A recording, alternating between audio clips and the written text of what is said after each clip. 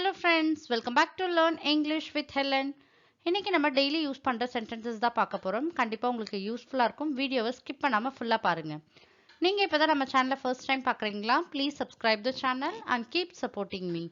Without delay, let's get started. Let's see the first sentence.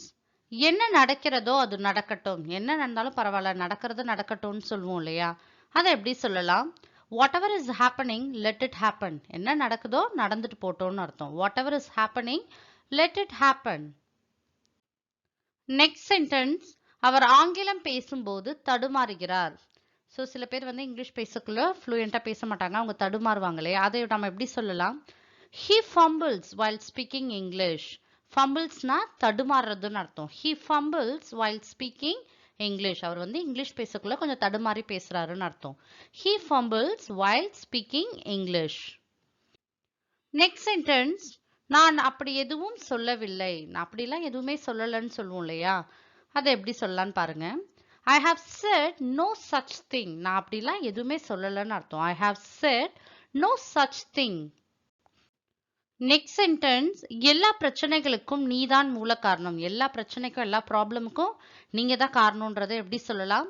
You are the root of all problems. நீங்க தான் எல்லா ப்ராப்ளமுக்கும் நீங்க தான் காரணம்னு அர்த்தம். You are the root of all problems.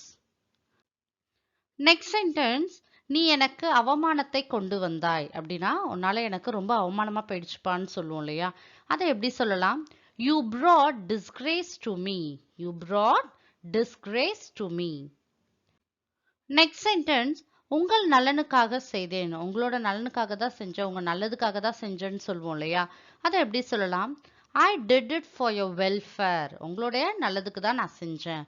I did it for your welfare.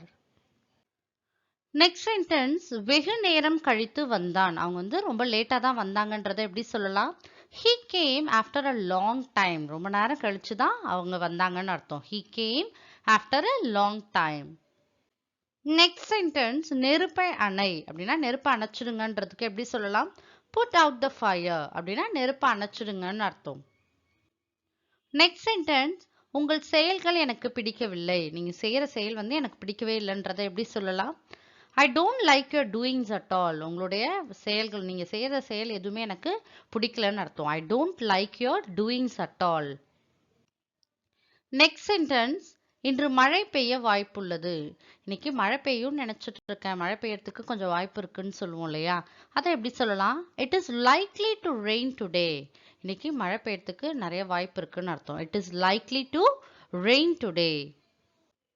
Next sentences. நான் செய்வது போல் செய். நான் என்ன செய்யறனோ அதே நீங்களும் செய்யுங்கன்னு சொல்லுவோம் இல்லையா? அதை எப்படி சொல்லலாம்? Do as I do. நான் என்ன செய்யறனோ அதே நீங்களும் செய்யுங்கன்னு அர்த்தம். Do as I do. So my dear friends, I hope this video will be useful for you. If you like this video, like and share with your friends and kindly subscribe the channel and keep supporting me. Thank you friends.